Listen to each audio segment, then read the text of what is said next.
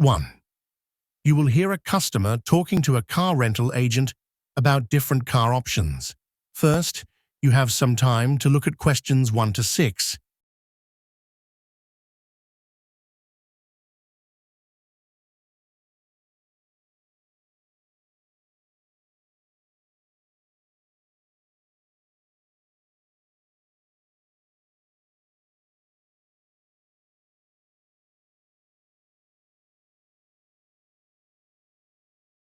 Now listen and answer questions 1 to 6. Good morning. Welcome to Drive Easy Car Rentals. How can I assist you today? Hi, I'm looking to rent a car for a few days. I'm in town for a short business trip, and I need something reliable but not too expensive. Could you help me figure out the options? Of course. We've got a variety of cars available depending on your needs. Do you have a specific type of car in mind? Something compact or perhaps a sedan? Well, I don't need anything too fancy. Maybe something compact would be good. I just need it to get around town and to my meetings. Great. Our compact cars are a popular choice for short trips. They're fuel efficient and easy to park in the city. We have a few options available, like the Toyota Yaris, Honda Civic, or Ford Fiesta. Do any of those sound good? I think the Honda Civic sounds perfect. What's the daily rate for that one? For the Civic, it's $45 per day. We also have a weekly rate of $280 if you decide to extend your trip. That's reasonable. I'll only need it for 3 days, so I think the daily rate will work fine. What about insurance? I assume I'll need to get that too? Yes, we offer several insurance options. You can choose from basic coverage, which includes liability insurance, or a full coverage package that also covers theft and damage to the vehicle. The basic insurance is $15 per day, and the full coverage is $25 per day. I'd rather be safe than sorry. I'll go with the full coverage, just in case. Good choice. Full coverage gives you peace of mind, especially when driving in an unfamiliar area. So, that'll be $70 for the car rental and $75 for the insurance over 3 days, making the total $145. How does that sound? Sounds good to me. Do I need to pay a deposit or anything? Yes, we do require a deposit of $200, which will be refunded when you return the car, provided there's no damage or extra fees, like fuel or late returns. That's understandable. I'll be careful with the car. Speaking of fuel, do you offer the option to prepay for a full tank, or should I just return it with a full tank? We do have a prepay option if you prefer to return the car without refueling. The cost for the prepay fuel option is $45 for a full tank. Otherwise, you can just fill up the tank before you return the car, whichever is more convenient for you. I think I'll go with the prepay fuel option. It'll save me the hassle of looking for a gas station when I'm rushing to catch my flight. That's a smart choice. Just to confirm, you're renting the Honda Civic for 3 days with full insurance coverage and prepaying for fuel. That brings the total to $190, including the $200 refundable deposit. Got it. That sounds perfect. What about picking up and dropping off the car? Do I need to come back to this location? Before you hear the rest of the conversation, you have some time to look at questions 7 to 10.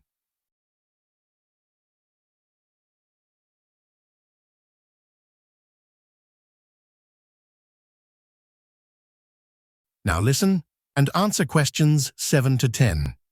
You'll pick up the car here at our main branch. However, if you prefer, you can return it to one of our other branches, such as the airport location. There's no extra fee for returning to a different location, as long as it's within the same city. Oh, that's great. I'll probably return it to the airport then. My flight's pretty early, so it'll save me some time. Perfect. Our airport branch is open 24 hours, so you can drop off the car anytime, even if it's outside of normal business hours. You'll just need to park the car in the designated area and drop the keys in the secure drop box. That's convenient. Thanks for letting me know. Is there anything else I need to be aware of before finalizing the booking? Just a few things to keep in mind. The rental includes 150 miles per day. If you exceed that, it's an additional 15 cents per mile. Also, if you plan to have an additional driver, we'll need to register them at the time of pickup, and there's a fee of $10 per day for each extra driver. I don't think I'll need an extra driver. And I doubt I'll go over the mileage limit, but I'll keep that in mind. Sounds good. I'll go ahead and reserve the Honda Civic for you. I just need to see your driver's license and a credit card for the deposit. Sure, here's my license and card. Great. Everything looks good. You're all set to pick up the car tomorrow at 10 a.m. Is there anything else I can assist you with today? No, I think that covers everything. Thanks for your help. You're very welcome. If you have any questions or need to make changes to your reservation, feel free to give us a call. Have a great day. Will do. Thanks again. Have a good day. You too. Goodbye. That is the end of Part 1. You now have half a minute to check your answers to Part 1.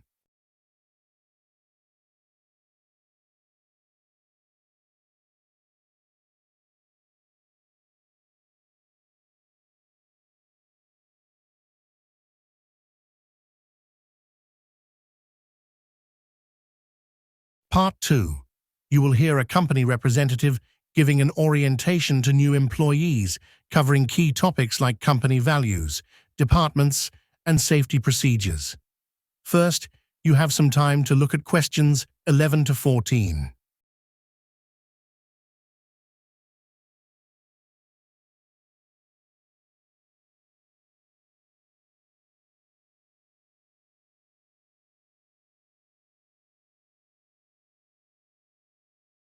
Now listen and answer questions 11 to 14.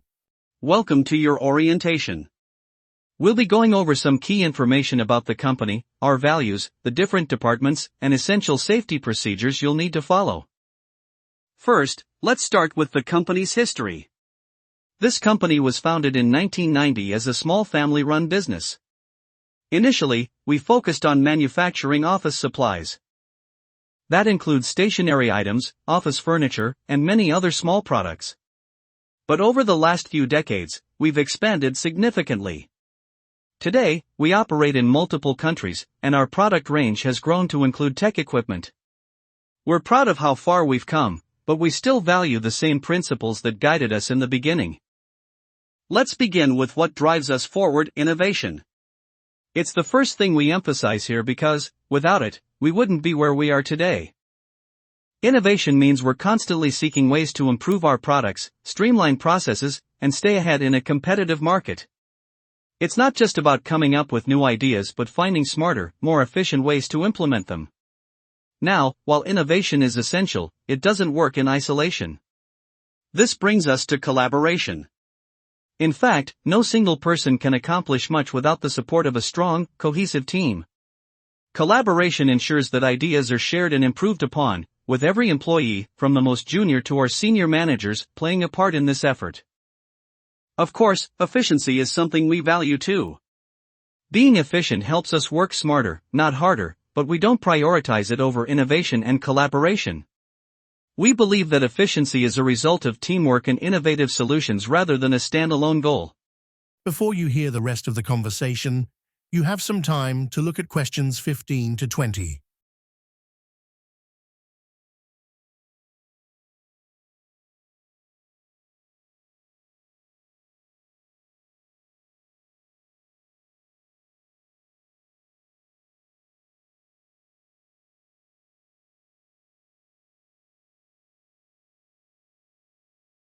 Now listen and answer questions 15 to 20. Speaking of departments, let me give you an overview of how we're organized. Our largest department is the production team.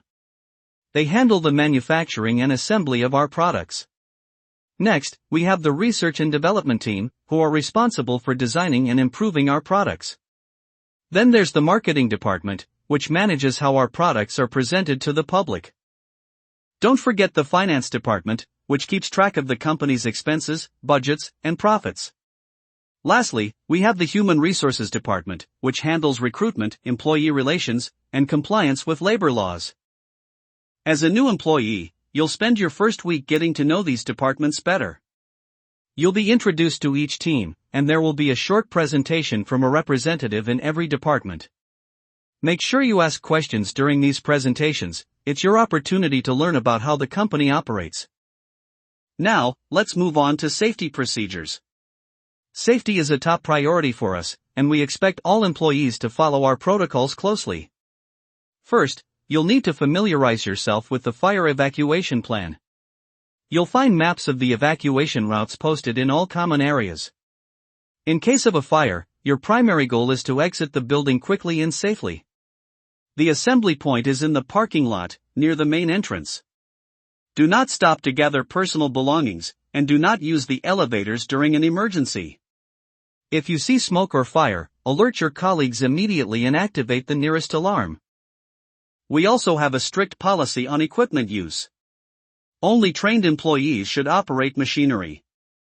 If you are ever unsure about how to use a piece of equipment, ask your supervisor for help. Misuse of equipment is one of the main causes of workplace injuries, and we want to avoid that.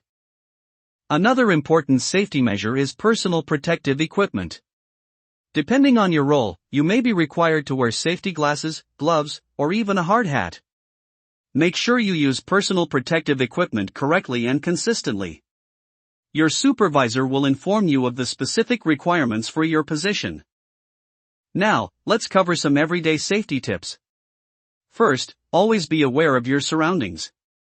Watch out for wet floors, exposed cables, or any hazards that could cause an accident. Second, report any unsafe conditions to your supervisor immediately. We have a see something, say something policy here, and we take every report seriously. Lastly, if you do get injured on the job, no matter how minor the injury may seem, report it to Human Resources. We want to ensure you receive proper medical attention and that similar accidents don't happen again. A few final notes before we wrap up. Our workplace culture values punctuality and professionalism. You are expected to arrive on time and be ready to start work at the beginning of your shift. Also, we have a zero-tolerance policy for workplace harassment. If you ever feel uncomfortable or witness inappropriate behavior, report it immediately to HR. We want to maintain a respectful environment for everyone. Finally, let's talk about communication. We use an internal messaging system for quick communication across departments. That is the end of Part 2. You now have half a minute to check your answers to Part 2.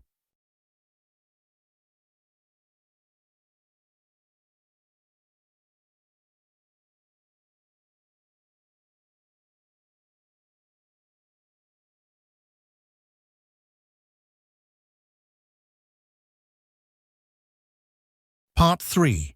You will hear two book club members discussing their thoughts on a recent novel and planning their next read. First, you have some time to look at questions 21 to 25.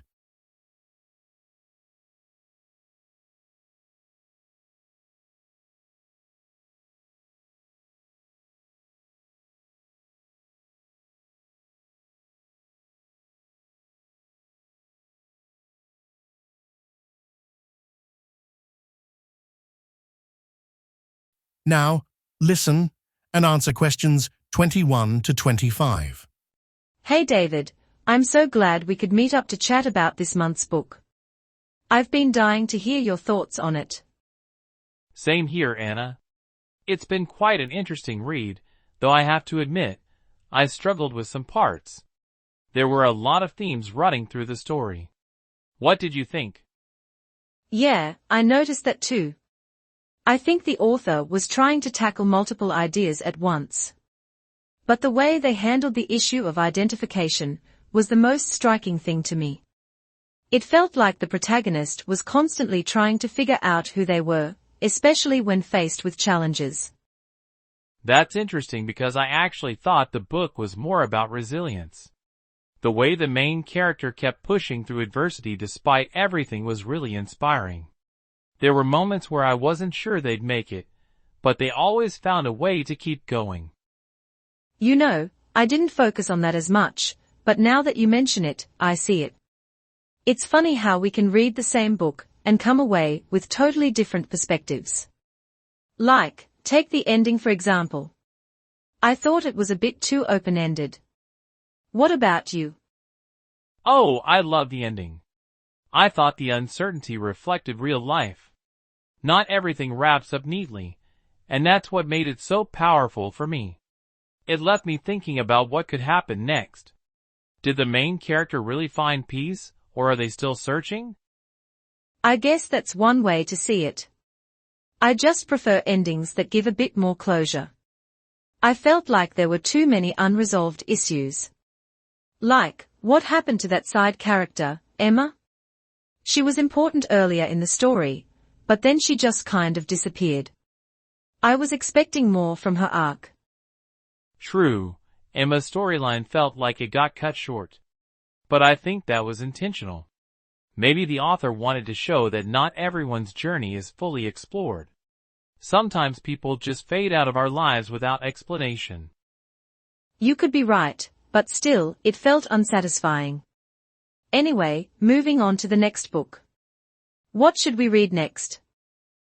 Before you hear the rest of the conversation, you have some time to look at questions 26 to 30.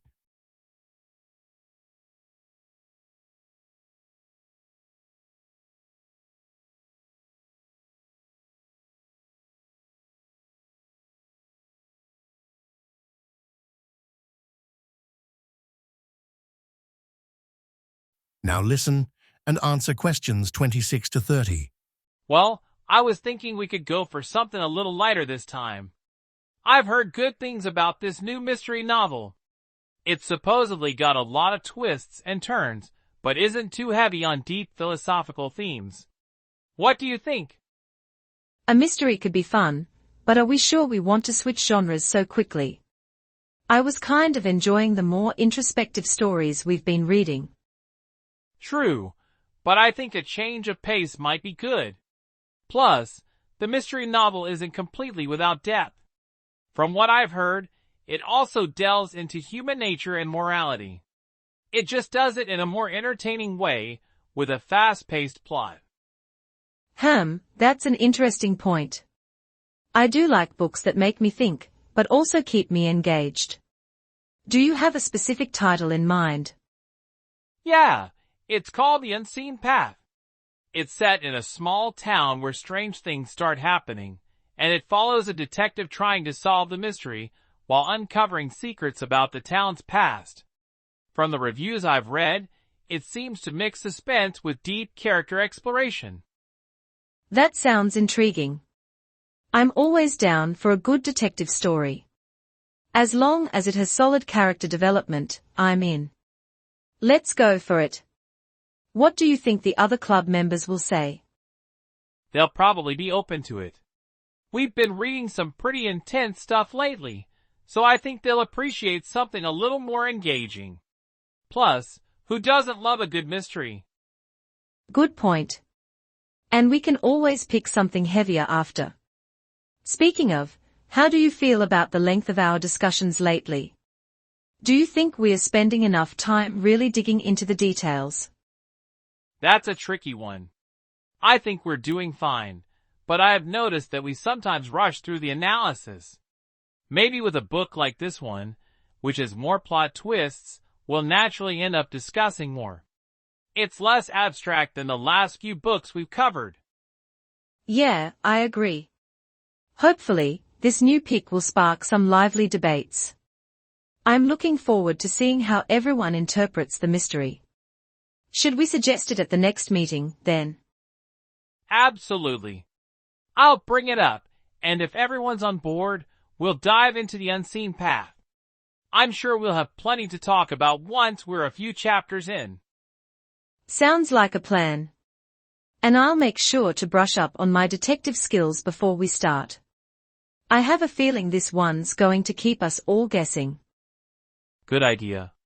Let's hope the author manages to surprise us. I hate it when I can predict the ending halfway through. That is the end of Part 3. You now have half a minute to check your answers to Part 3.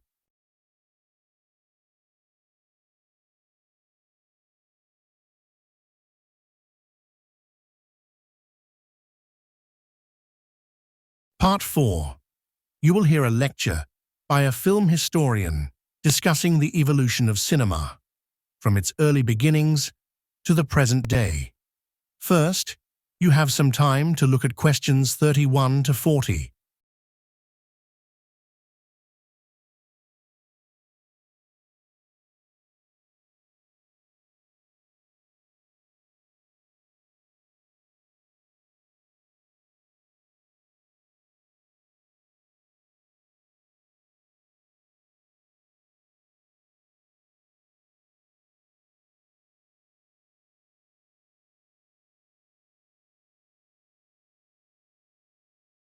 Now listen and answer questions 31 to 40.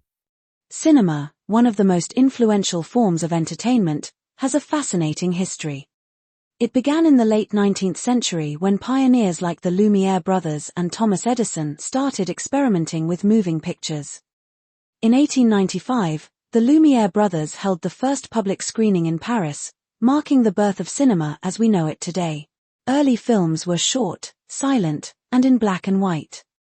These films were often just a few minutes long and showed everyday scenes, like workers leaving a factory or a train arriving at a station. Despite their simplicity, people were amazed by the new medium. The idea of capturing life on film was revolutionary. As technology improved, so did the content of films.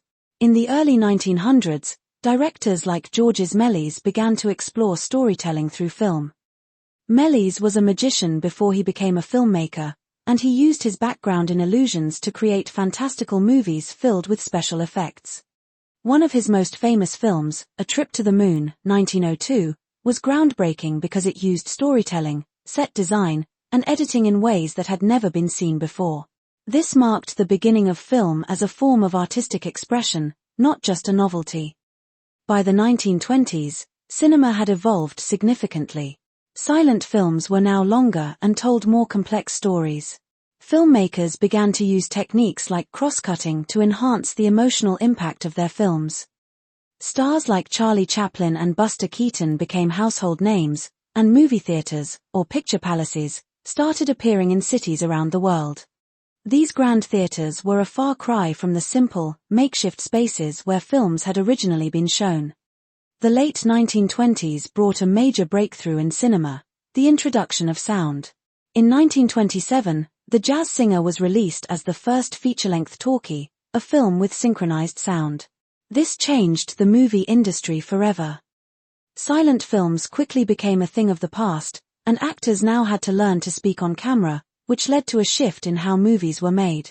Sound opened up new possibilities for storytelling, as dialogue, music, and sound effects could now be used to create a more immersive experience. As cinema moved into the 1930s and 1940s, it became a dominant form of entertainment, especially during World War II. The 1930s saw the rise of Hollywood as the center of the global film industry.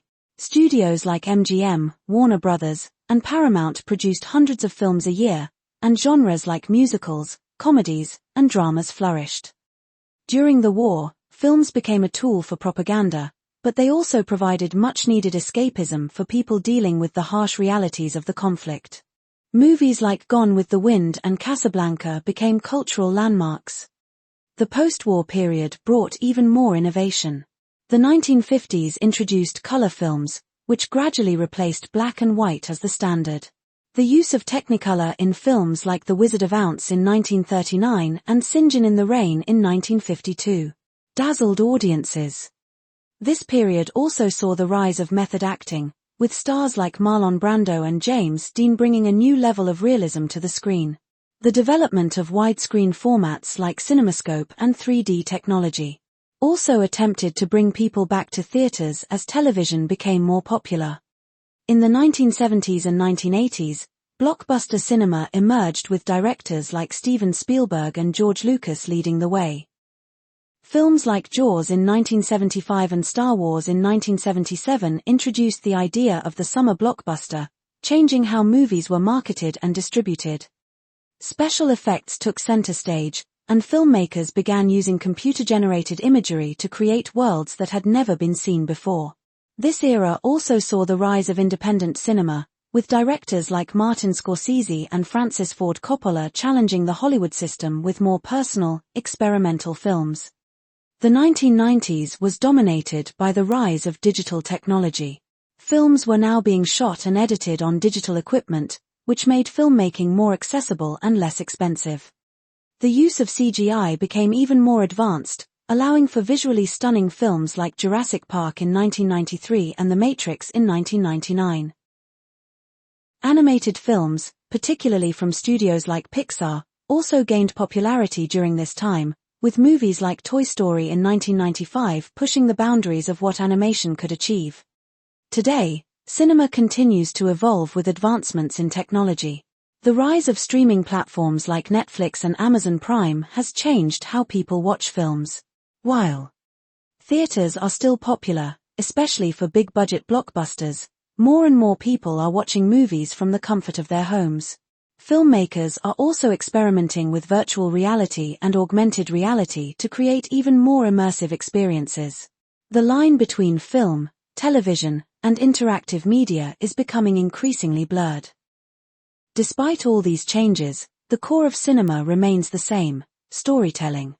Whether it's through a silent film, a black and white drama, or an action movie, the power of cinema lies in its ability to transport audiences to different worlds and make them feel something. As technology continues to advance, it's exciting to imagine where cinema will go next. What new forms of storytelling will emerge? Only time will tell. But one thing is certain: cinema will continue to captivate and inspire audiences for generations to come. That is the end of Part 4. You now have half a minute to check your answers to Part 4.